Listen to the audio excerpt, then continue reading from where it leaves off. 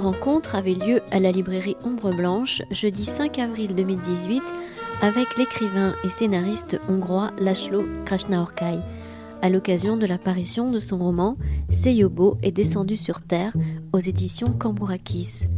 Elle était animée par Yvette Goldberger-Joselson et traduite par Daniel Hubert.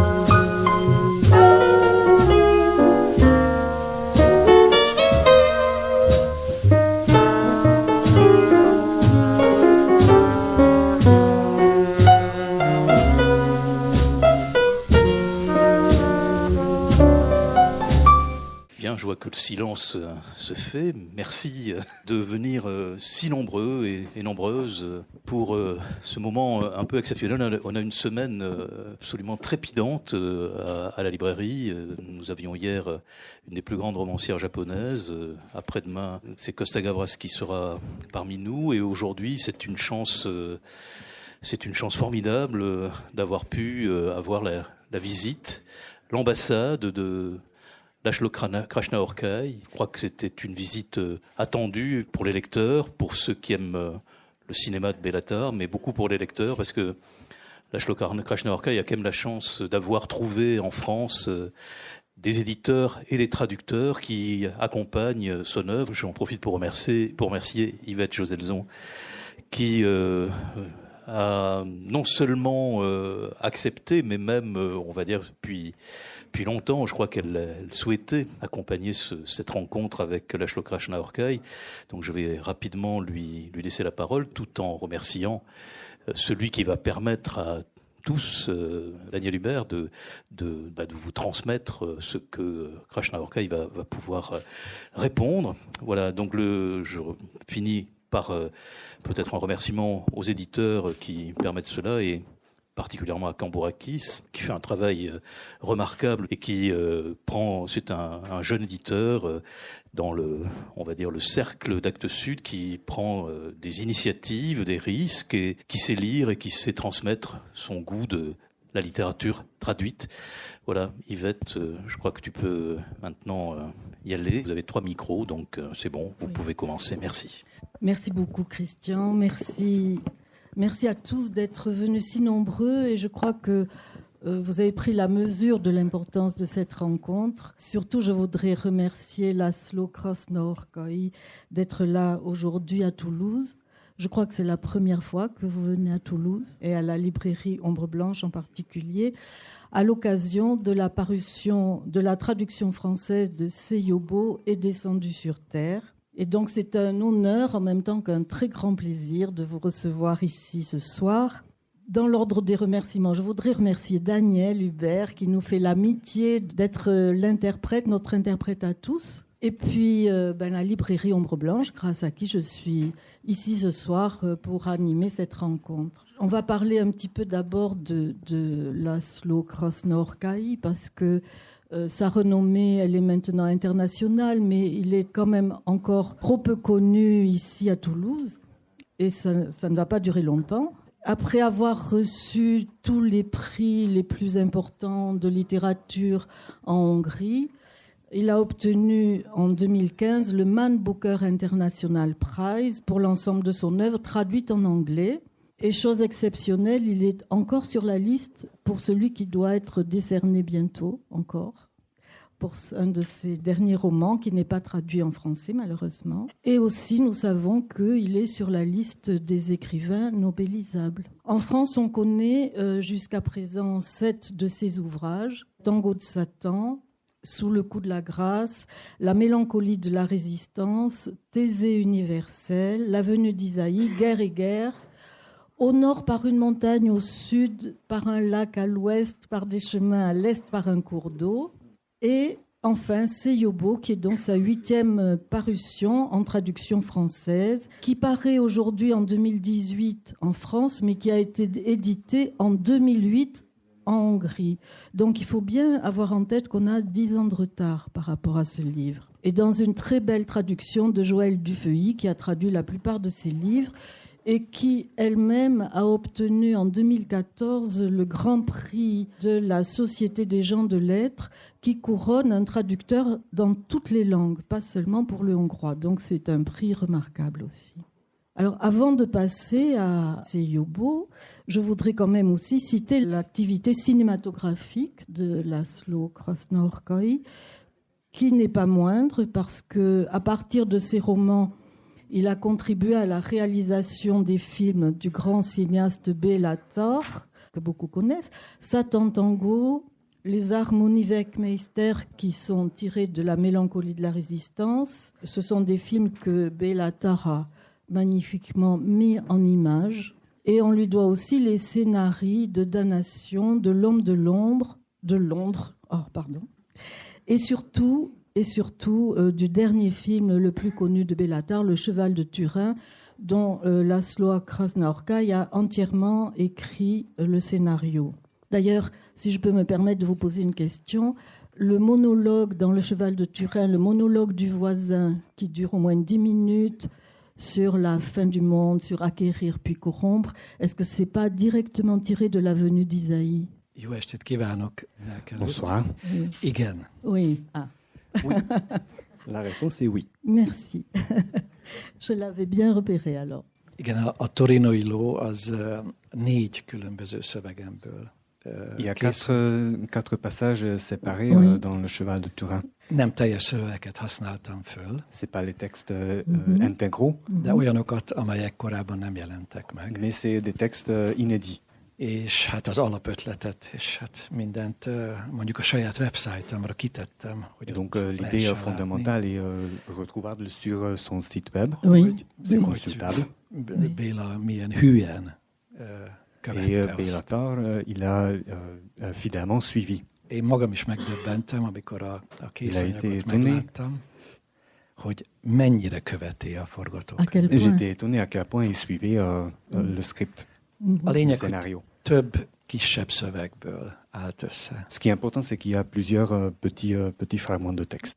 Alors en France, votre premier roman, Tango de Satan, publié en Hongrie en 1985, a paru en 2000 et les autres ont suivi avec toujours un grand décalage.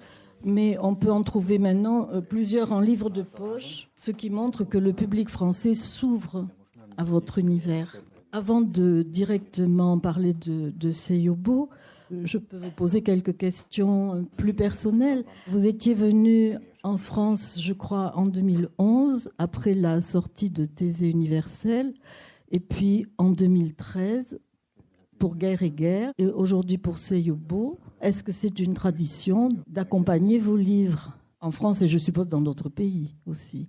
Et vous semblez bien connaître la France et en particulier le Louvre, ainsi que les trajets en métro de Paris à Aubervilliers, puisqu'il y a une nouvelle dans Seyobo qui se passe au Louvre et qui s'appelle Là où tu regardes.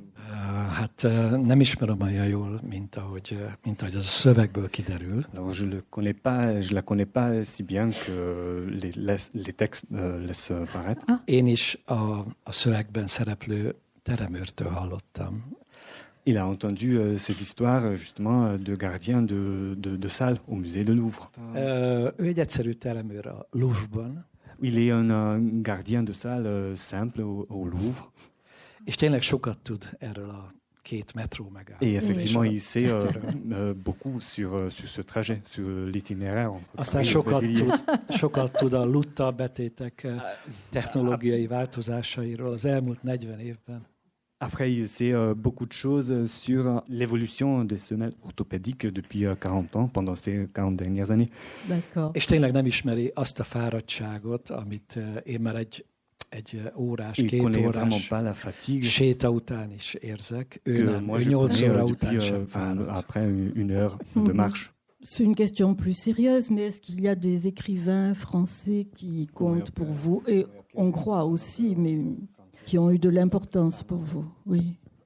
Nagyon sok. Oui, il y en a beaucoup. A magyar irodalom az különösen az én gyerekkoromban, la littérature hongroise, surtout dans mon 20. enfance, században, 19. 20e siècle, 19e lévén, siècle, hogy kicsi és zárt comme c'est une jelent langue a magyar, petite, relativement isolée, egészen úgy a 2000-es évekig, jusqu'aux années 1990-ig, 90, vagy 1989-ig 89, rendkívül befogadó volt. c'était très réceptif. Azt kell mondjam, hogy olyan fordítás irodalom volt Je Magyarországon, dois dire qu'il y avait une amilyen egyébként littérature volt en traduction a Szovjetunió által elfoglalt országok qui était aussi mindegyikében. caractéristique des pays sous domination soviétique. De a magyaroknak különösebb fontos volt, és ezért Mais pour les a nagy Hongrois, c'était vraiment kultúrák, important. nem csak az irodalmi kultúrák, egyáltalán Pas a nagy simplement la culture művészetek, mint amilyen a littéraire. francia. Egyszerűen C'était très szinte azt kell important comme mondjam, a la culture részé française, vált a magyar c'était presque une partie műveltségnek. de l'éducation hongroise. Oui. Francia nyelvtudás nélkül a 20. század első Connaissance de felében français, la nem langue nagyon française. lehetett valakiből író vagy Au költő. début du XXe siècle, c'était impossible de devenir écrivain. Abból is látszik, hogy hová süllyedünk, hogy én például már nem beszélek Et on franciául. voit très bien la profondeur. Moi, je parle pas français. Mentségemre legyen mondva, hogy mivel rossz családból származtam a kommunista rezsimben, C'est en grande partie tout simplement parce que je viens d'une famille mauvaise sous le régime communiste. ezért el voltam tiltva a nyugati nyelvek Donc tanulásától. j'étais interdit de langue occidentale. Azokban az években, amikor az ember a legfogékonyabb Surtout nyelvekre, pendant ces années où on est le plus sensible, perceptif aux langues étrangères. úgyhogy az összes nyelv, ami még úgy, ahogy beszélek, az később felnőtt Donc toutes les koromban langues que je aktuális helyzet connais maintenant, kikényszerítette. c'était plus tardif. Esetek miatt J'étais contraint, j'étais obligé de les ragadt rám. apprendre. Úgyhogy olvasni egy kicsit olvasok franciául. Donc je lis un peu en français. J'allais vous demander si vous pouviez nous dire pourquoi vous étiez revenu à Budapest après avoir vécu à Berlin, à Kyoto, à New York. Et je viens d'apprendre que vous viviez de nouveau à Berlin. Est-ce que vous pouvez nous dire ce qui motive vos voyages et vos déplacements? Hát tulajdonképpen Alors, la motivation vient derrière de moi. bizonyára megértik, és szinte Toulouse. Vous allez le comprendre, habitant ici à Toulouse, qui est un îlot de paix. Je l'ai remarqué dans quelques heures. Hogy Toulouse kivéve tulajdonképpen a világnak alig is. À part Toulouse, je connais très peu d'endroits d'où je voudrais m'évader. Úgyhogy lehet, hogy Toulouse lesz a végállomás. Donc peut-être ce serait Toulouse le terminus. Ki tudja, mindig így lépek be egy városba. C'est toujours comme ça que j'entre dans une ville. Szóval egy ilyen meghatározhatatlan. C'est un être qui m'attaque de derrière, de dos, Az, aki miatt, akinek dont la présence je ressens. és onnantól Et à kezdve partir de ce tulajdonképpen csak moment-là, az c'est juste onnan. m'évader de là. Az, hogy hova, Vers où, ça je sais pas, c'est très difficilement définissable parce que c'est juste derrière moi et il me pousse. egy kicsit nehéz ezt, nagyon viccesnek találom, amikor például erről olyan C'est toujours très intéressant quand je reçois des questions pourquoi je suis si curieux au monde, que je déplace pas mal entre Kyoto, New York et vous devez être très curieux au monde. Nem, engem egyedül az érdekel. Mais ami pour moi, hátra ce qui van. compte, c'est juste ce qui est derrière moi. És megyek Et je a vais, Kyoto-i je traverse les temples à Kyoto. Látok egy Je m'aperçois une beauté indépassable. De figyelni csak arra figyelni. Mais tout à ce que je fais attention, c'est que on m'attrape pas. Orvos nem segít. Le médecin n'est pas de grande utilité. Próbálkoztunk, ők Ils ont tout essayé, lelküket, az orvosok, de egészségesnek nyilvánítottak, mais ils ont illetve dit olyan típusú que je betegnek, suis sain. aki egyszer nem hajlandó követni az orvosi Le tanácsokat. type de malade qui ne suivrait jamais les conseils de médecin. A legbölcsebb Le azt plus sage m'a mondta, dit, Uram, Monsieur, éljen, vivez hogy ne nézzen hátra. sans regarder par derrière. Köszönöm. Mondták ezt, mert az On a dit ça ógörögök chez les Grecs anciens aussi. On va passer à votre littérature. Les livres de László Krasnaorkai, donc, ils sont là, mais je ne saurais même pas lequel vous conseillez de lire en premier, parce que quelle que soit l'entrée par laquelle on pénètre cet univers, et elles sont multiples. Chacun peut y trouver l'accès qui lui correspond. Dès qu'on consent à s'y engager, on prend le risque d'être captivé et de n'avoir plus envie d'y échapper. Car ce monde, souvent ténébreux, dans lequel on se retrouve plongé, est magnifié par une écriture de dimension universelle, aussi somptueuse qu'énigmatique, animée d'un extraordinaire souffle de vie, avec des modes très variés, du plus sophistiqué au plus trivial, et ponctué de mots étrangers, de monologues intérieurs, pleins de surprises et d'humour, qui s'entremêlent et relancent en permanence notre intérêt. Avant d'aller plus avant, je veux vous prévenir que tout ce qu'on peut dire ou écrire sur Seiyobo est descendu sur Terre. Est-ce que je pourrais l'appeler par son diminutif seulement Seiyobo ? Tout ce qu'on peut lire ou écrire sur Seiyobo est nécessairement réducteur. On pourrait en parler pendant des heures, mais il échappe à toute tentative de présentation, de compte-rendu ou d'analyse, quelle qu'elle soit. Alors, il est composé de 17 chapitres, numérotés de 1 à 2584. Alors, nous aurons l'occasion de reparler de cette numérotation. 17 aventures envoûtantes, ayant chacune trait à des créations artistiques dont l'enjeu est toujours risqué, et à des émotions esthétiques aux confins de la fascination, entre le sublime et l'horreur. Il traverse en tous sens les époques et les lieux, du Japon du XVe siècle auprès de prodigieux acteurs de No, ou du Bouddha Amida au merveilleux regard, l'Italie du Quattrocento où l'on croise le jeune Raphaël et le futur Botticelli, les yeux du Cristo Morto à l'église San Rocco de Venise, l'Espagne de l'Alhambra aux icônes sacrées, copie d'Andrei Roublev, exposée à Barcelone, la Grèce à la conquête d'une inaccessible acropole, la Vénus de Milo au Louvre, jusqu'au dessous terrifiant de la côte terrestre en Chine ou en Roumanie, en passant par l'univers de paix de Seiyobo, la divinité qui descend sur terre pour inspirer un grand acteur de No. J'en passe, on ne peut pas tous les énumérer. Seiyobo, vous allez me dire si je me trompe, Seiyobo se démarque des livres antérieurs de László Krásna-Orkai en donnant aux œuvres d'art la place du protagoniste, la place centrale autour de laquelle se débattent les pauvres humains, qu'ils soient moines bouddhistes, assistants d'atelier, merveilleux dessinateurs, gardiens de musées, chercheurs en architecture ou malheureux touristes d'Europe de l'Est fascinés, en proie à des émotions qui bouleversent leur vie. Certaines des œuvres s'exposent, se laissant ou pas regarder, car elles ont leur propre vie, les œuvres d'art de Seiyobo, dans le livre de Seiyobo. Et parfois, elles surgissent dans la réalité. Donc, elles s'exposent et d'autres s'élaborent, racontées avec une infinité de précisions savantes, une abondance d'informations techniques, historiques, géographiques, pour accéder au firmament de la beauté, une beauté qui confine au sacré. Alors, les artistes, eux, se débattent dans leurs recherches. Quant aux adorateurs, après l'extase, ils finissent par s'effondrer. Mais nous sommes toujours dans l'univers de László Krásna-Orkai, dans la continuité de Guerre et guerre, où le merveilleux et angélique manuscrit de Korim rejoint l'igloo de Mario Merz au musée de Schaffhausen. Nous sommes proches aussi de la quête du petit-fils du prince Genji, au nord par une montagne, au sud par un lac, à l'ouest par les chemins, à l'est par un cours d'eau, obsédé par la perfection du jardin caché du pavillon d'or. Alors j'ai deux premières questions à vous poser, qui sont différentes, mais je crois qu'elles sont conjointes. D'abord, ça paraît évident, mais quelle place accordez-vous à l'art que l'on crée et l'art que l'on aime dans la vie et dans votre œuvre? Est-ce que Seiyobo est représentatif de cette place qui semble essentielle pour vous?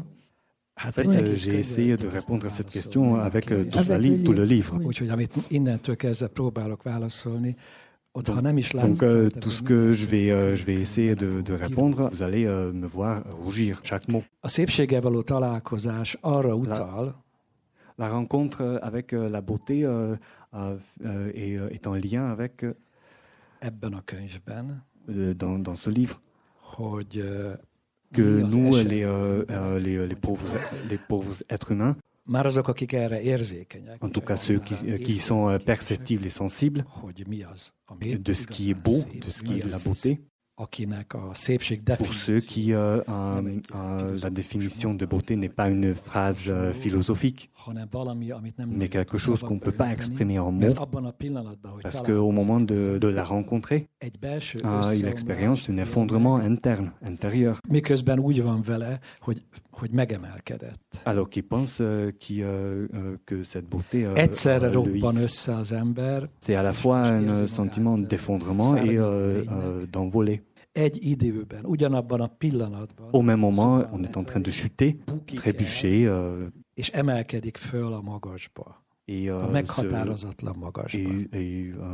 se hissant jusqu'au ciel, en hauteur. Il y a des personnages représentés ironiquement dans ce livre. Les futurs lecteurs éventuels. Le texte est plein d'empathie et de pardon envers toutes les créatures des êtres. Pour justement qu'on ne ressente pas chaque pauvre être humain qu'on les veut en enfer. Parce qu'on est dans la même situation devant ce mélange de beauté. Szavak, definíciók, leírások soha nem képesek igazán. Des mots et des définitions, des descriptions ne peuvent pas exprimer en mots ce qu'on ressent comme beauté. Valami olyasmi ez, amit az ember C'est quelque chose de très semblable au premier amour. C'est une sorte d'ivresse. Amiben szintén benne van a bukás. Ce qui implique aussi la chute, littéralement. És az elemek. L'élévation. Bizonyára nagyon sokan tudják, hogy a kínai... Beaucoup d'entre vous connaissent sans doute que dans la Chine ancienne, l'ivresse avait toute autre interprétation, tout autre rôle que pour nous en Occident aujourd'hui. Magam még ma is tapasztaltam azt, hogy amikor jött a házunkban föl egy nagyon részeg... Mais moi, j'ai eu cette expérience quand il y avait un artiste connu qui est monté dans notre escalier. Akkor nyílt az ajtó, la porte s'ouvrait, sa femme apparaît. De nem egy furkósbottal vagy egy fakanállal. Mais pas avec une cuillère en bois. Ellenkezőleg. Au contraire, avec une tendresse, avec une compréhension, une empathie. Elle allait le chercher. Hogy minél kevesebb sérüléssel bejusson a lakásba, hogy ott lefektesse, tiszta ruhát adjon rá. Et elle aidait à entrer dans l'appartement sans trébucher et le mettre au lit. A részegségnek a régi császári-kori különböző... L'ivresse en Chine, dans l'Empire chinois, avait un mythe très fort. A legközismertebb a Tang-kori költészetre si vous pensez à la poésie de l'époque Tang, mondjuk Li Pai költészetére, la poésie de Li Pai, ott rengeteg a részegséggel kapcsolatos vers. Il y a énormément de poèmes sur de teljesen más tartalommal. Mais avec une contenu très mint différent. Mondjuk Villonnál, vagy que chez nem Villon. tudom, önök jobban tájékozódnak ebben a kérdésben a francia irodalomban.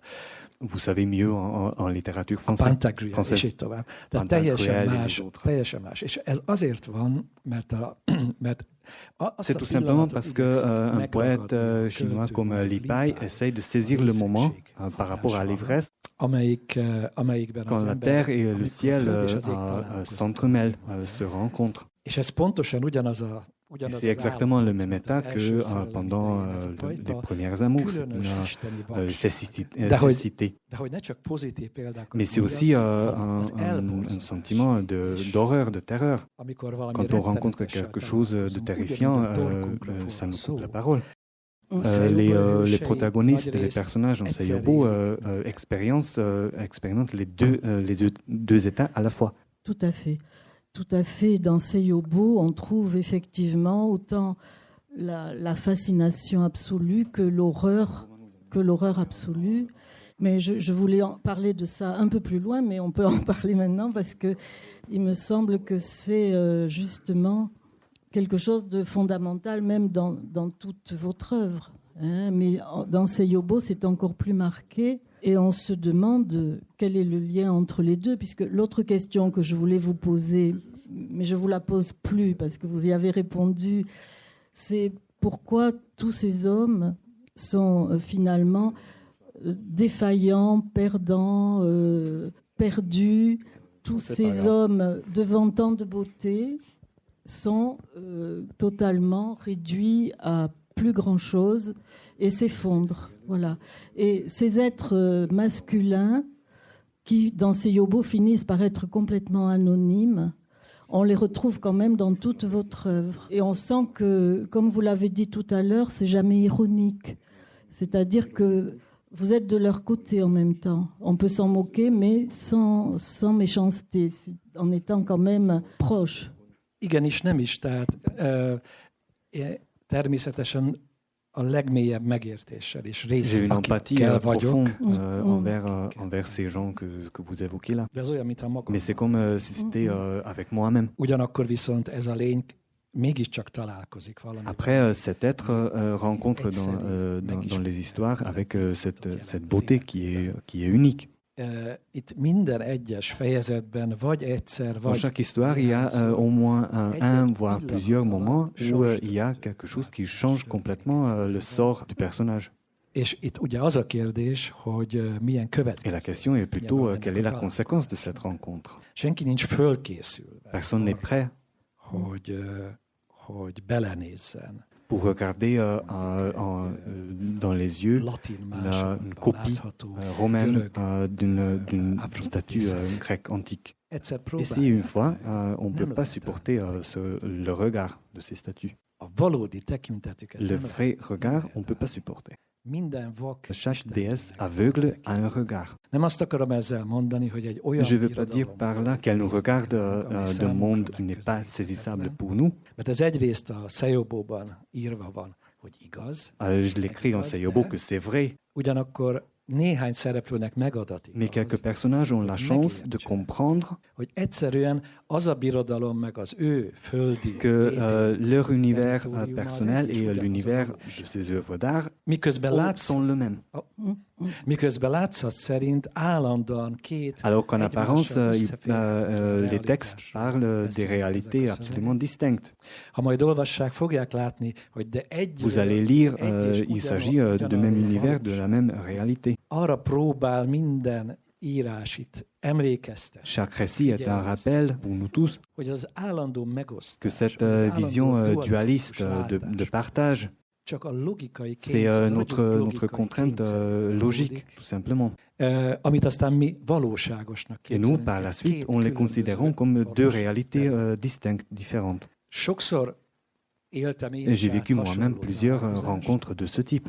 Et chaque fois, j'ai dû penser si ce n'était pas deux réalités distinctes. Et si l'ange de Botticelli faisait partie de ma réalité aussi.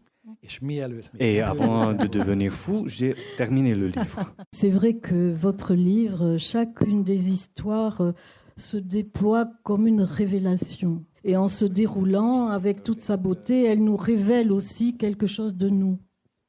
C'est ce que vous disiez, je pense, là. En contrepoint de ce sublime, de la beauté, du sacré, se tient toujours tapie la menace de la perte et de la destruction. Cette menace, elle n'est pas qu'individuelle, elle prend ici une dimension beaucoup plus universelle, parce que la révélation, le dévoilement, c'est l'autre nom étymologique de l'Apocalypse. Et vous l'avez dit dans une interview, l'Apocalypse, c'est maintenant. Si on fait la bonne interprétation du mot apocalypse, si on comprend que c'est un jugement sur des choses après lequel il n'y aura pas d'autre jugement.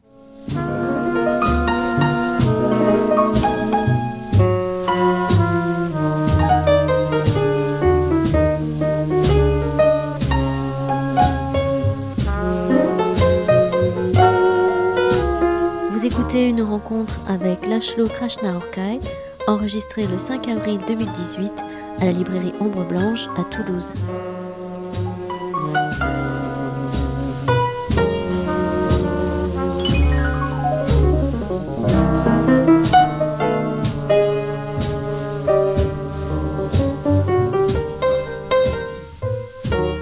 Pour passer à quelque chose de plus pratique, on reviendra à ces questions. Mais parlons de la structure de votre livre, parce que vous accordez beaucoup d'importance à la structure de vos livres, ainsi qu'à leurs titres d'ailleurs. Les titres sont très importants, mais Tango de Satan est construit en chapitres qui s'enroulent et se déroulent 1, 2, 3, 4, 5, 6, 6, 5, 4, 3, 2, 1.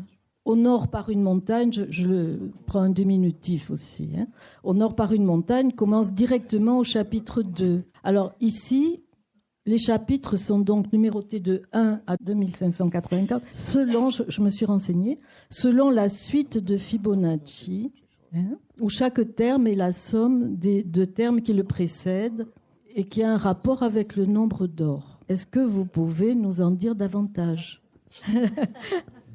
Ez volna a gyakorlatias kérdés? Ce serait ça la question pratique?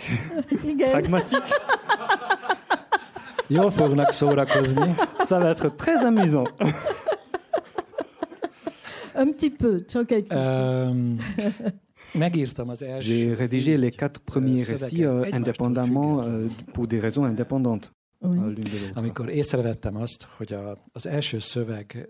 Quand je me suis rendu compte que sans le deux premiers, j'aurais pas rédigé le troisième, et le troisième et le quatrième, sans le deuxième et le troisième, c'était pas possible d'écrire le quatrième. Mert hogy a belső stiláris anyagban, zenei anyagban, azt kell mondjam, a szöveg zenei. Parce que dans les textes, il y avait des éléments musicaux qui étaient en lien avec les chiffres intègres. Természetesen szerepet játszott abban, hogy utána tudom. Quand j'ai compris que pour rédiger un récit, j'ai utilisé la matière des deux précédents, là j'ai compris que je suivais la suite de Fibonacci. Mert akkoriban fogja voltam egy olyan Parce qu'à l'époque, j'étais captivé et prisonnier d'une impression entre le hasard et le destin. Le hasard, finalement, c'est un hasard forcé, contraint. És úgy gondoltam, hogy semmi nem alkalmas. Et j'ai pensé qu'il n'y a pas d'autre manière de donner structure à un livre pareil. Mint a véletlennek, ennek a definíciójának az alapja, a véletlen eme definíció alapján. Qu'à partir de cette suite de Fibonacci qui suit cette structure, amely ce qui est intéressant, ce n'est pas l'idée des suites numériques, ça on peut inventer partout, mais c'était le résultat d'une observation particulière, dont la matérialisation sont les suites de Fibonacci. Et c'est une des lois les plus importantes de certaines connexions. Önök is tanulták az aranymetszés szabályait, a falevelek és egyebek, rengeteg olyan szaktudományból hozták. À l'école, on a appris plusieurs schémas de plusieurs domaines scientifiques qui reflètent cette idée des suites de Fibonacci en botanique, en mathématiques. És itt az arányosság szó. Ce qui importe ici, c'est le mot ratio. Parce qu'il s'agit là pas d'un roman au sens traditionnel, classique, mais c'est une construction en éléments arrangés spécifiquement. Mais d'une façon telle qu'un parti ne peut pas exister sans l'ensemble. Praktikus kérdése, praktikus válasz. Question pratique, réponse pratique. Donc, conseil pratique, lisez-le dans l'ordre, à partir du début. Parce que finalement, cette suite en expansion, elle permet de franchir les époques et les lieux d'une façon non linéaire, tout en gardant des liens profonds entre les chapitres. Il s'agit aussi d'une construction musicale. Oui, oui. C'est un livre extraordinaire, il faut le dire, hein, c'est un livre extraordinaire. Peut-être qu'on pourrait lire un premier passage. J'avais pensé lire un petit passage du Chasseur de la Camo, de votre premier chapitre, parce que je crois qu'il est paradigmatique et représentatif de l'ensemble des histoires qui composent ce livre. Un court extrait pour vous donner quand même une petite idée qui concerne Oshirogazi. Oshirosagi, qui, je suppose, est un cousin du héron, je suppose. Donc ça s'appelle Le Chasseur de la Camo. Dans cette attente concentrée et immobile, le temps est incroyablement long, mais il ne bouge pas. Il garde au millimètre près la même posture. Pas une de ses plumes ne frémit. Il se tient en avant, la pointe aiguisée de son bec fixée au-dessus du clapotis de l'eau. Personne ne le regarde, personne ne le voit, ni aujourd'hui, ni sans doute jamais. La beauté indicible de sa posture reste secrète. La splendeur exceptionnelle de cette majestueuse immobilité échappe au regard. Et c'est ainsi, en secret, de façon imperceptible, qu'il se tient au milieu de la camo, dans cette concentration, cette immobilité, cette tension d'un blanc immaculé. Et quelque chose se perd avant même de pouvoir apparaître, une évidence qui n'aura aucun témoin. C'est lui qui donne un sens à tout ce qui l'entoure, un sens à ce monde en perpétuel mouvement frénétique, à la chaleur sèche, aux vibrations, aux tourbillons de sons, d'odeurs, d'images, car il représente un élément exceptionnel dans ce paysage, lui, cet artiste sans appel, qui, avec l'esthétisme de son immobilité parfaite, la dimension artistique de son inébranlable concentration, surpasse et domine tout ce à quoi il donne par ailleurs un sens, surpasse, domine la cavalcade éperdue des éléments qui l'entourent, introduit une forme de désintérêt par sa beauté, au-dessus des intérêts particuliers qui imprègnent tout, et au-dessus de l'intérêt de sa propre activité actuelle, car à quoi bon être beau, surtout lorsqu'il s'agit d'un simple oiseau blanc qui attend, immobile, attend, dans le courant de la Camo, à Kyoto, qu'apparaissent enfin sous la surface de l'eau ce qu'avec sa volonté et son bec impitoyable, il harponnera. Et un peu plus loin, les hommes sont tellement habitués à le voir ici qu'ils ne le remarquent plus. Il est pourtant bien là, mais c'est comme s'il n'y était pas. Il se tient, impassible, pas une de ses plumes ne frémit. Penché en avant, il balaye de son regard la mousse de l'eau filant sur la rigole. Lui, la blanche constante de la Camo, la colonne vertébrale de la ville, l'artiste invisible qui n'est plus, qui ne manque à personne. Alors cette conclusion, qui n'est pas tout à fait la conclusion, ce n'est pas la fin du chapitre, c'est une conclusion similaire qui advient à la fin de plusieurs des histoires. C'est un des thèmes fondamentaux qui traverse votre œuvre et vous dénoncez, en les écrivant, l'abandon des valeurs qui respectent ce qui est essentiel à l'être humain. La perte de sens, l'indifférence générale à l'égard de la beauté et du sacré, la perte même de la sensibilité à ce manque et la totale solitude à la fois de l'œuvre d'art incomprise et abandonnée et de celui qui s'obstine et continue sa quête pour tenter encore d'approcher ce qui lui échappe. L'abandon de l'art, est-ce une forme de mort? Oui, on le dénonce. Et il est très en colère. Comme un prof le ferait à l'école primaire, quand les élèves ne lisent pas. En tout cas, en Europe centrale, en Europe de l'Est, où c'est toujours un problème. Parce que là, les générations plus âgées lisent encore. Et c'est très difficile de convaincre les plus jeunes de lire quoi que ce soit. Donc oui, effectivement, ce prof le dénonce. Il dit des mots forts. Mais il aime les élèves. Il les aime et sinon, il n'écrirait pas un livre aussi important. Je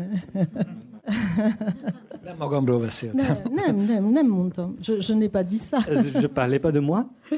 Non, d'ailleurs, on sent très bien que les œuvres et que les personnes ont des vies complètement indépendantes. Et on est surpris de leur réaction. Je voudrais peut-être parler de la Vénus de Milo, pour parler plus concrètement. J'aime le concret. Én is nagyon szeretem. Moi aussi. Et la Vénus de Milo en particulier. Oui, concrètement. Parlons des choses concrètes. Voilà, la beauté. La beauté, c'est très concret. Avant de passer à la Vénus de Milo, je vais vous poser une autre question. Technique. Vous donnez énormément de détails techniques que vous décrivez et ils sont d'une précision vertigineuse. Alors, je ne pense pas que le but, ça soit de constituer un savoir sur la fabrication des pigments, sur la préparation des supports en bois peint au XVe siècle dans l'atelier du Pérugin. Les prières in extenso qui accompagnent la remise en place du Bouddha Amida. On ne pourrait pas s'arrêter de donner des exemples parce que chaque histoire en recèle sur tous les thèmes. Vous allez, je crois, jusqu'à la limite de ce qu'on peut connaître sur un sujet, comme pour l'épuiser.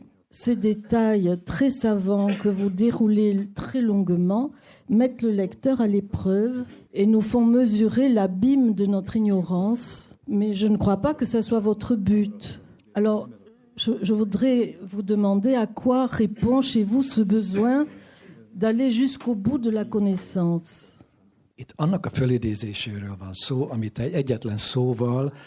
Il s'agit tout simplement d'évoquer ce mot qu'on appelle, presque dans toutes les langues occidentales, l'artisanat. Tudnék, van egy módja a technika, igen.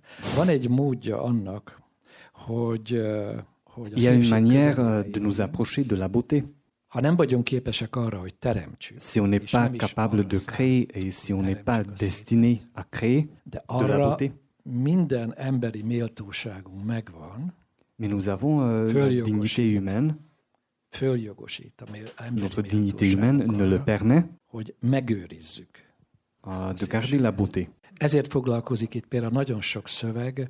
C'est pour ça que dans plusieurs récits, il est question des restaurateurs ou restaurateurs concrets ou au sens figuré. Itt nincsen más lehetőség, mint magát a technikai. Il n'y a pas d'autre possibilité que montrer les détails techniques. Arról nem lehet beszélni. On ne peut pas parler de la rigueur d'un métier. On peut dire qu'il faut tourner joliment un bout de bois. De ezekben a szövegekben csak akkor érti meg az ember, hogy mi a lényege a szépség megőrzésének, ha tisztában van azzal, hogy egyetlen Ce qui importe, c'est tous les détails techniques, comment le faire, comme si c'était de la glace, de miroir, pour tourner sur ce bois d'Inoki, par exemple, le bois d'Inoki. Lehet ezt mondani egy ott mondjuk Nárában tanuló diáknak, asztalos diáknak. On peut le dire aux charpentiers dans le temple à Nara au Japon, fais-le joliment, qu'il soit droit, legyen sima, lisse. À partir de ça, il ne va jamais arriver à le faire lisse. És itt azért olyan baromi fontos. Et c'est pour ça que c'est incroyablement important de savoir tous les détails de ce métier, de la technicité. Mert a tanulás folyamata egyúttal parce que c'est le processus d'apprentissage qui nous conduit à la beauté. On ne peut pas l'expliquer juste comme ça. Mais la beauté, elle vient d'ailleurs. La beauté, elle ne vient pas que de la perfection technique. De anélkül nem létezik. Mais c'est impossible. Sans elle, n'existe pas. Oui. A technikára képesek vagyunk. On est tout à fait capable de la précision technique. De nem vagyunk esetleg képesek a szépségre. Mais on n'est jamais garanti. On n'est pas forcément capable de la beauté. Bien sûr. Mi emberek. Nous, les êtres vivants, oui. les humains. Nem Botticelliről van. On ne parle pas de Botticelli là. Mais il y a un passage magnifique, il y a beaucoup de passages magnifiques, mais il y en a un en particulier qui concerne le regard de Bouddha. Le Bouddha qu'on doit restaurer, ou plutôt conserver, puisqu'il y a un grand débat sur les termes, et qui est entièrement démonté Et tous les moines sont dans l'angoisse en se demandant que va devenir le merveilleux regard de Bouddha qui est en 1000 morceaux sur une table. Ennek az írásnak, illetve az írás főszereplőjének, a templom. Oui, effectivement, c'est la plus grande question du prêtre qui va conduire le rite. És az nagyon fontos, hogy ahová Je suis désolé, mais là on parle d'un texte que vous connaissez pas et on fait semblant comme si vous le connaissez. Csak arról van szó, hogy egy templomból elszállítanak egy másik városba, Japánban, egy régi... Dans ce récit, il s'agit d'un Bouddha Amida qu'il faut restaurer. Ils vont le déplacer dans une autre ville et puis le remettre au temple. Mais justement, c'est pas si simple que ça. Mert hol van ez a tekintet addig, amíg... Parce que le regard, où est-il pendant tout ce processus de restauration? Eh oui. És ez egy nagyon nagy kérdés, nem csak a Et c'est pas simplement une question pour le prêtre du temple, mais aussi pour le restaurateur. Et est-ce que vous vous rappelez comment le restaurateur résout ce problème? Fegyelemmel.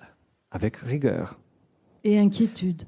De azzal a fegyelemmel, avec la rigueur de ne pas évoquer les limites de cette question. Az ő fantasztikus mesterségbeli tudásuk esetében c'est un énorme effort dans leur métier à eux. Pour eux, l'aspect technique, le technique, c'est leur métier, c'est leur savoir, mais c'est aussi une évasion, une fuite. Pour le prêtre qui conduit le rite de passage et puis l'autre prêtre qui conduit le rite de remise en place, pour eux, il n'y a pas d'autre moyen de fuir, c'est le rite, tout simplement, qui est scindé aussi en deux, dans un élément technique et un élément rituel. Et la partie technique implique aussi tous les éléments du rite et la rigueur avec laquelle ils vont les effectuer. C'était une sorte de réponse. Mais vous savez très bien, c'était une évasion, enfin, c'était évader la réponse. En réalité, personne ne sait où est le regard de ce Bouddha. Oui, oui. Parce qu'en plus, il n'ose pas le regarder. Effectivement, on ne regarde jamais le Bouddha dans ses yeux. Voyons les autres questions pratiques. Est-ce que vous voulez lire en hongrois une partie du texte qui concerne la Vénus de Milo, comme vous aviez prévu? Juste brièvement, et je vais essayer le même passage que vous en français. Mais ce serait plus court. Il s'agit d'un garde de salle au Louvre. C'est probablement la seule personne qui aime aller à son travail, lieu de travail, à Paris, au Louvre. Non, c'est pas ici à Toulouse. Savany mosolygott. Persze ő egy kicsit mindig mosolygott. Erről ismerték föl már messziről reggelente a kollégái. Erről a letörölhetetlen kis mosolyról az arcán. Nem arról, ahogy őszhaját középen vizes fésűvel akkurátusan ketté választotta, és szorosan lefésültek koponyáján, vagy ahogy megpillantották mindig vasalt öltönyét, hanem erről a kicsi mosolyról. Ez volt a védjegye, amiről különben csak gyanították, hiszen mindent azért Savany sem árult el, hogy abból az örömből származik, hogy újra itt van. Tiszta képtelenségnek látszott ugyan a kollégái előtt, akik minden más Párizsihoz hasonlóan utáltak bejönni a munkahelyükre, de az ok nem lehetett más. Kénytelenek voltak megállapítani, hogy ez az ember örül. Ha itt van, ez örül. Örül, ha reggel neki kezdhet és elfoglalhatja a helyét, tehát ez hülye. Szögezte le egy-két szabadságú teremel, és ezzel aznapra le is zárták a beszélgetést erről a témáról, mert unalmas is volt. Savanyról nem lehetett valójában sokat beszélni, sőt, az idősebbek egyáltalán nem is hozták szóba, mert Savany ugyanannyira ugyanaz volt minden nap, mint minden héten, és pontosan ugyanilyen volt 30 évvel ezelőtt, mint ma, vagy tegnap, vagy lesz holnap után. Savany nem változik, legyintettek, és valami volt is a dologban. Savany is csak mosolyogva bólogatott, ha ironizáltak vele, hogy te Félix, te tényleg nem változol. Mintha azt akarta volna ezzel a mosolykával közölni, hogy hát így érzi ő is. De ez azért van így, mert amit őriz, a Millói Vénusz, az se változik.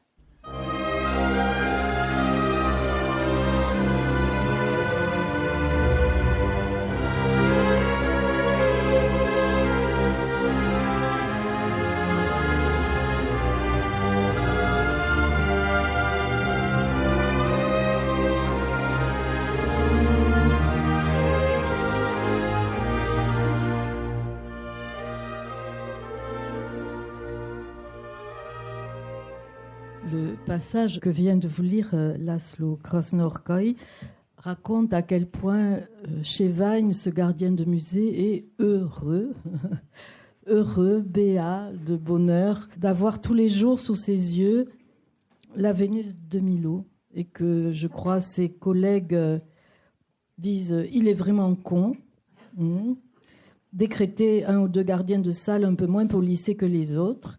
Après quoi, le sujet était clos pour la journée, parce que apparemment, il était le seul Parisien à être heureux de se rendre le matin à son travail. C'est pas tout à fait le même passage que je vais vous lire, mais ça concerne toujours cet amour-là. Vous savez, dit Chevaigne, moi, quand je regarde cette magnifique déesse, et croyez-moi, je la regarde, depuis des années, quasiment tous les jours, cela ne me perturbe pas de ne pas connaître le nom de ce sculpteur qui, d'après le socle, venait peut-être d'Antioche et était peut-être vraiment, qui sait, le fils de Ménidès. Cela ne me dérange encore moins de ne pas savoir ce que faisait sa main droite et où était placée sa main gauche. Pour moi, la seule chose qui compte, c'est le fil qui relie la Vénus de Milo à ses origines, à l'Aphrodite de Praxitèle, érigée à Cnide. C'est ce qui m'importe quand je la regarde. Et ici, Chevaigne, sentant qu'il ne pouvait abuser davantage de la patience de son ou de ses auditeurs, parce que ça dure depuis plusieurs pages, baissait la voix et, comme pour signaler qu'il s'apprêtait à conclure, faisait un petit pas en arrière.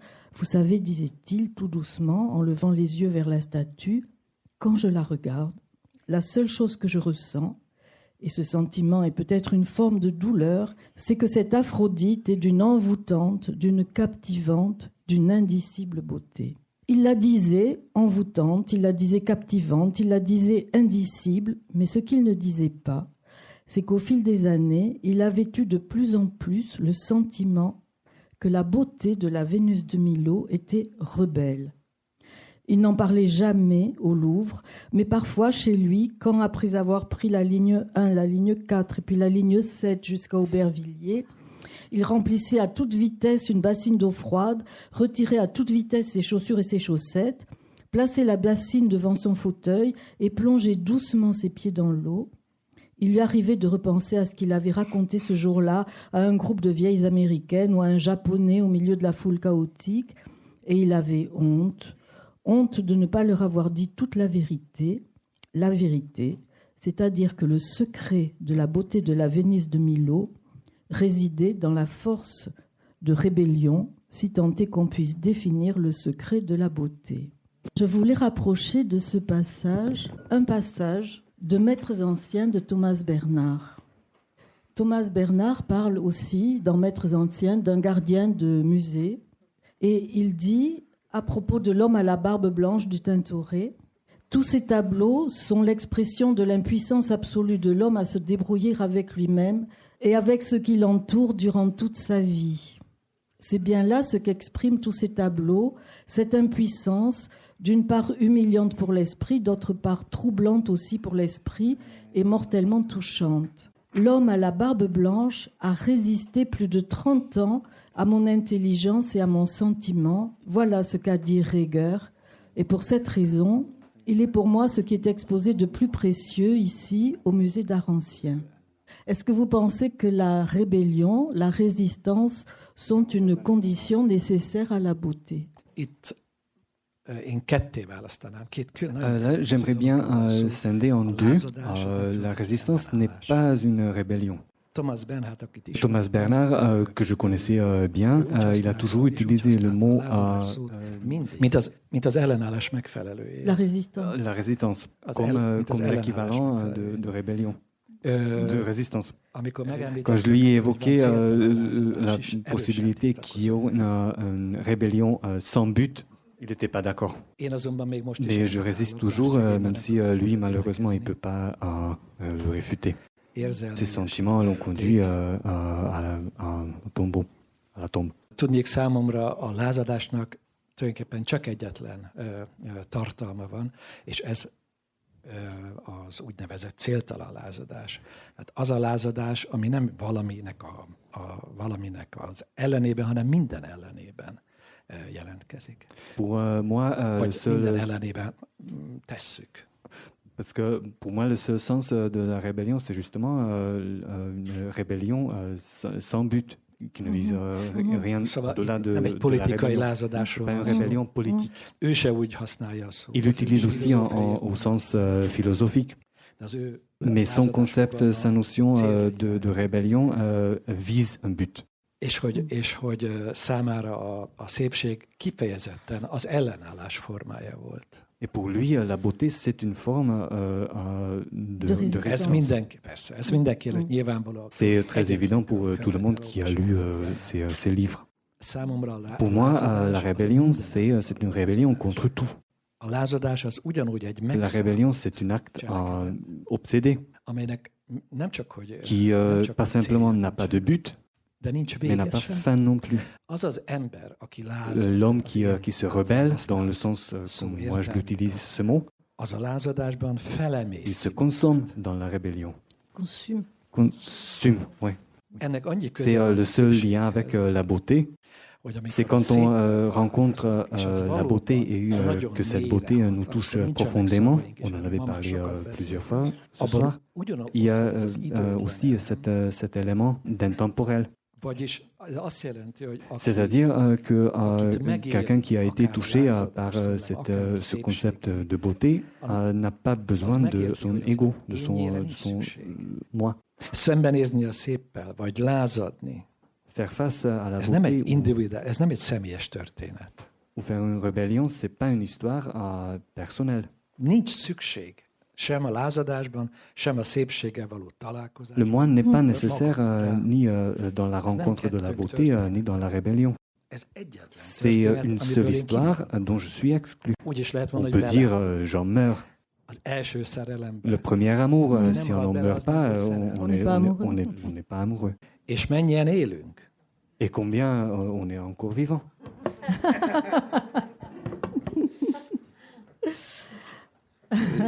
Je m'excuse. Il y a un rapprochement auquel je ne peux pas résister, quand même. C'est ce qui concerne l'acropole. Parce que je vais vous soumettre un rapprochement avec un texte de Freud, puisque vous avez une des histoires qui s'appelle « En haut de l'acropole » et que Freud a écrit un texte qui s'appelle « Un trouble de mémoire sur l'acropole ». Il raconte dans une lettre à Romain Rolland, 30 ans après l'événement, qu'arrivé sur l'acropole à 48 ans, il a été saisi d'un trouble tellement important, un tel sentiment d'étrangeté, que 30 ans après, donc, il a besoin de l'analyser.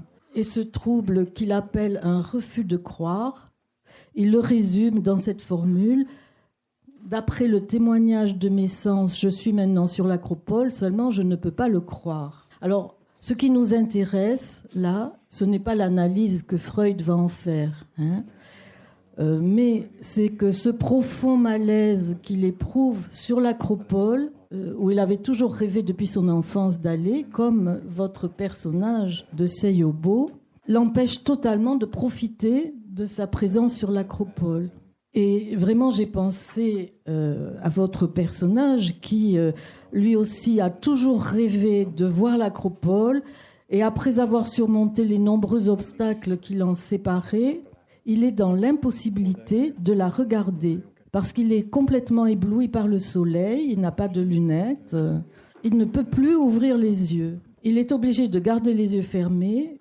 Je ne parle même pas de ses pieds qui sont dans un état épouvantable.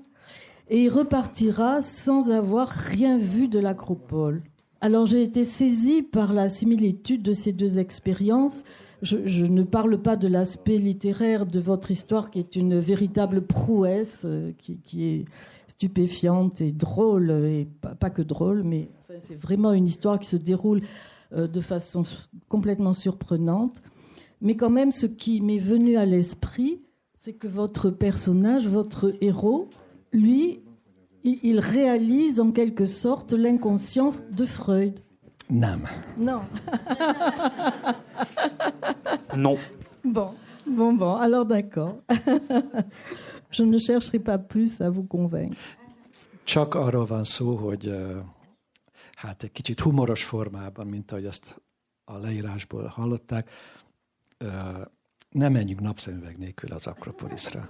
Il s'agit tout simplement, comme vous avez entendu, qu'il faut surtout pas aller sans lunettes de soleil sur l'Acropole.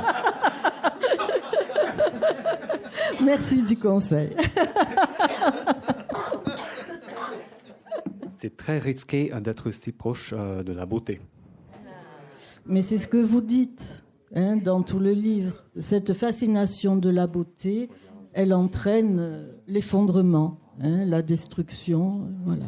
Mais je voudrais finir par votre épigraphe, qui est traduite en français par « Il fait toujours nuit, sinon on n'aurait pas besoin de lumière » de Thomas Pynchon. Voilà. C'est pas tout à fait la traduction.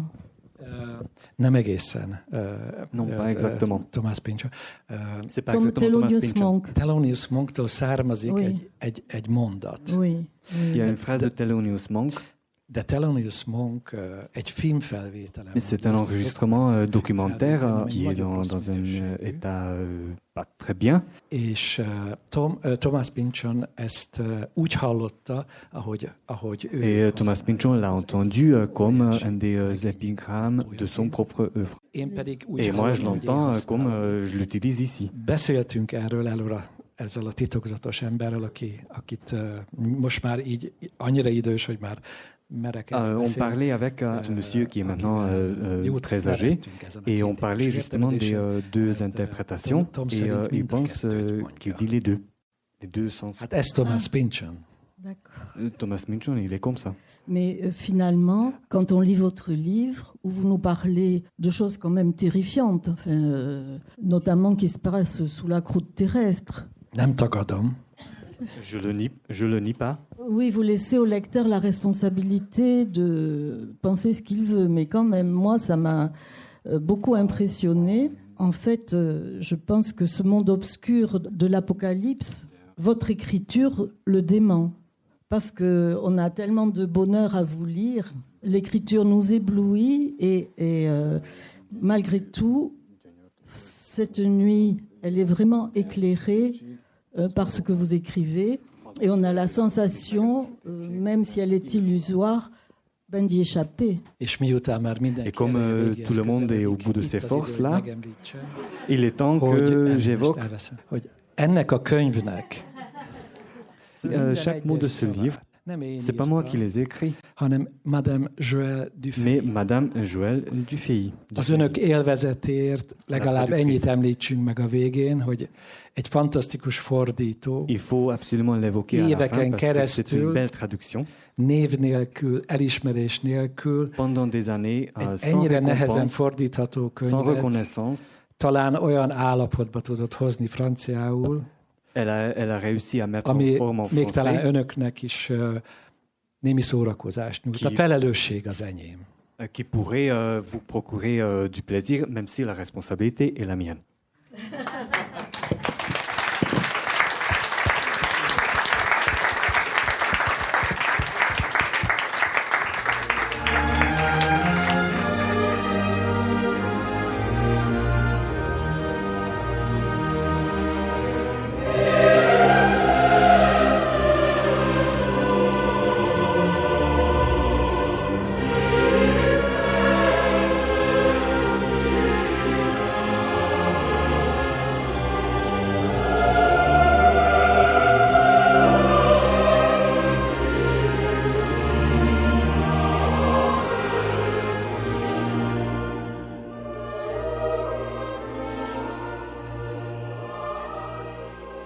Dans un entretien que la réalité, le réel, enfin la réalité, est comme un Dieu. La réalité est comme un Dieu, incertain. Elle ne se présente pas. Elle ne se présente pas à nous, on la cherche et on s'approche d'elle. Enfin, on a cette tentation et on devrait peut-être regarder nos propres yeux dans cette recherche. Où est-ce que vous situez dans cette relativité qui vous vient peut-être de votre rapport fondateur, comme vous dites, avec Kafka? Où est-ce que vous situez la beauté, la résistance de la beauté dans cette vague de l'approche du réel? Jó, de akkor válasszuk külön az Istent a szépségtől. Ok, on va partager le Dieu de la beauté. Ez túl könnyű csapda nekem. Ah, c'est un piège, essayer de dire quelque chose de plus difficile. Mivel ma csak a szépséggel foglalkoztunk, maradjunk ennél, hogy Étant donné qu'on parlait aujourd'hui de la beauté, c'est un peu difficile de comprendre votre question. Évidemment, la beauté fait partie de la réalité unie. Hogyha mozog a világban, ön is gyakran találkozik. Si vous vous déplacez, vous allez rencontrer des beautés bouleversantes qui changent votre vie, qui vous bouleversent, qui rend sans ambiguïté que la beauté existe, est bien réelle. C'est une autre question, à quel point cette beauté vous touche. Tudja, hogyha én bármelyik könyvemnél úgy éreztem, vous savez, hiba volt megírni, vagy legalábbis publikálni, az azért van. Vous savez, si des fois j'avais le sentiment que je regrette avoir écrit un livre, c'est parce que il est uniquement utile d'écrire un livre comme ça. En tout cas, c'était mon attente envers moi-même. Et là, j'en suis déçu. Aminek elolvasása után az ember megváltoztatja az életét. Nem Rilke értelemben, úgy, ahogy a saját élete ezt lehetővé teszi. Que ce soit un livre qui change votre vie, pas forcément dans le sens de Rilke, mais selon votre mesure. Si jamais je vais entendre le Passion de selon Matthieu, merci. Et si je rentre comme je suis allé, c'est pas le faux tabac, c'est la mienne. Ugye? Ezzel azt hiszem mindenki egyetért. Je pense que là, de ez nem jelenti azt, hogy a Máté evangélium. Mais ça ne veut pas dire que la beauté de cette œuvre n'existe pas. Mindenkire más típusú szépség hat, különböző lelki állapotban. Chacun est touché par une beauté spécifique selon le moment, selon sa condition. J'ai fréquemment parlé du premier amour. Mon premier amour n'a pas été comprise à part moi-même. Comment est-ce que tu peux tomber amoureux de cette fille moche? Pourtant, cet amour existait et la beauté existait dans ce visage. És most, hogy 65 évesen újra láttam őt, et maintenant que à 65 ans, je l'ai revu, mais pas pendant tout ce temps. Teljesen megdöbbentem, j'étais pratiquement effondré. Parce que j'avais l'impression qu'elle avait toujours l'aspect comme à 17 ans. Et ce drame, on le vivons tous. Tout le monde. Où il y a la possibilité à la Kleist, le suicide à 20 ans. Mais on est très peu en être capable. Mais après tout ça, je ne peux pas dire que cette beauté n'existe pas. Je l'ai vue, moi. Bonsoir. Excusez-moi, j'aurais une question. Vous venez d'évoquer Bach, vous avez aussi évoqué Thelonious Monk et la construction musicale du roman, qui n'était pas seulement une construction mathématique. Donc j'aimerais savoir quels sont les rapports que vous entretenez avec la musique et quelles sont les relations que votre écriture lie ou pas étroitement avec cet art. Merci. J'ai commencé à jouer de la musique avant d'écrire. És ez a zenélés számomra az nem jelent épp úgy nem jelent külön tevékenység. Faire de la musique n'est pas une activité qui se sépare, tout comme l'écriture n'est pas quelque chose qui se sépare de ma vie. Azt egyáltalán nem mondhatom, hogy értem a zenét, hogy értek. Je peux pas dire que je comprends la musique, mais je la pratique depuis mon enfance. És hogyha si je le regarde du point de vue des phrases, des mots, akkor egészen nyilvánvaló a számomra, bár ezen nem szoktam különösebben töprengeni, hogy a zene és a szó c'est que la musique et les mots ont la même racine. C'est un peu bancal comme ça, mais c'est vraiment une expérience dans laquelle je vivais ma vie.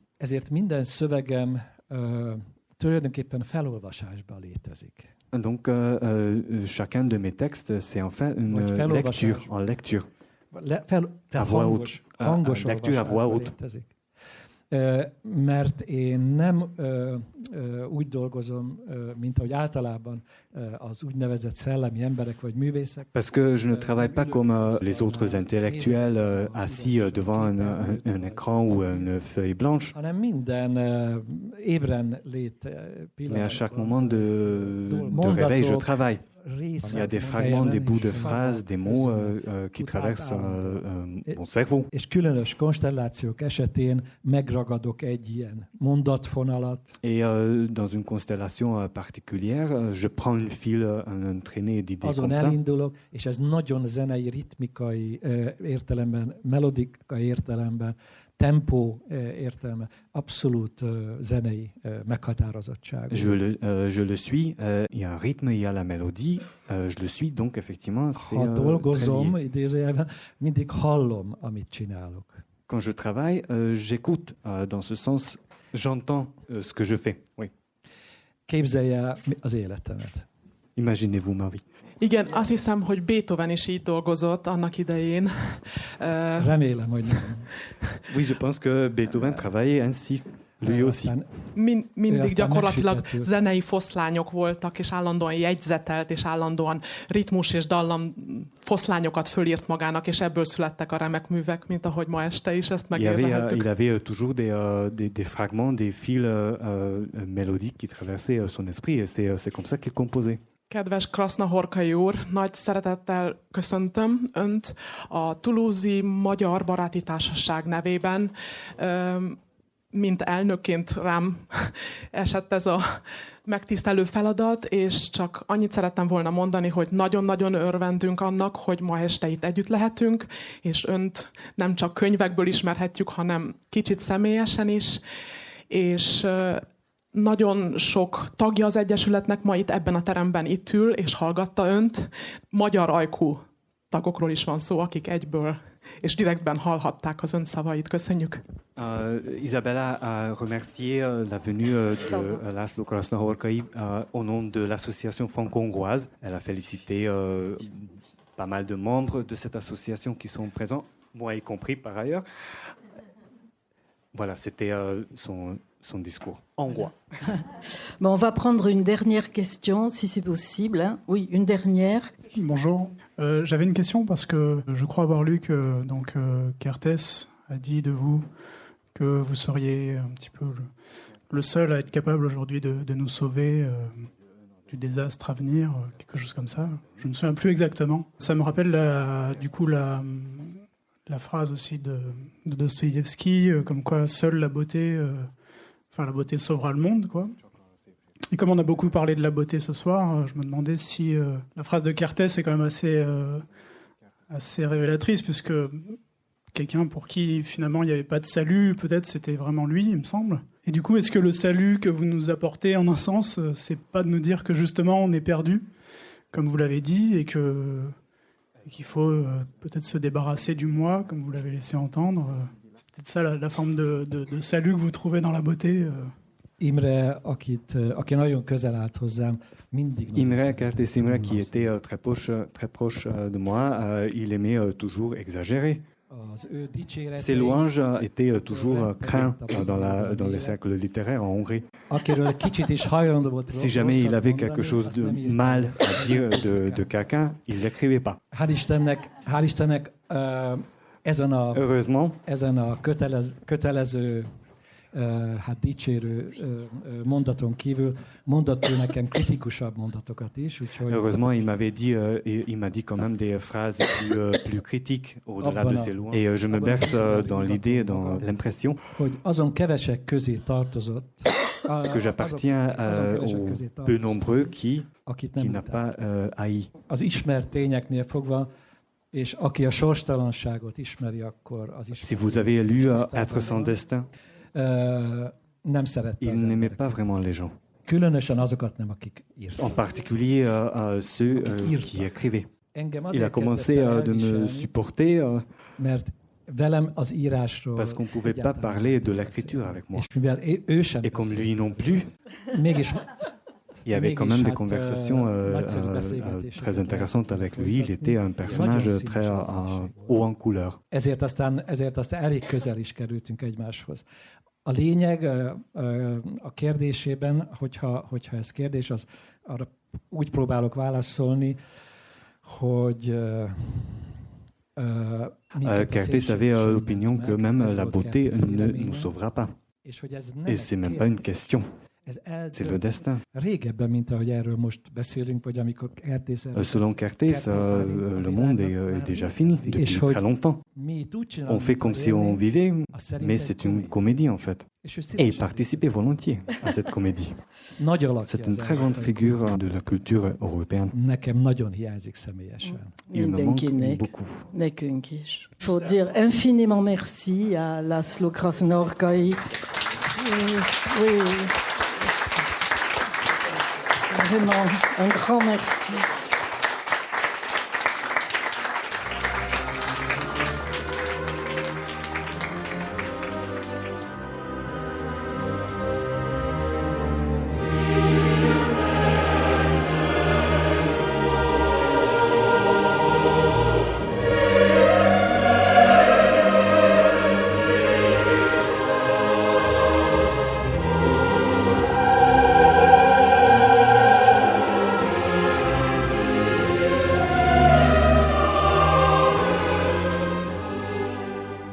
Le roman de László Krasnaorkai, Seyobo est descendu sur terre et publié aux éditions Cambourakis.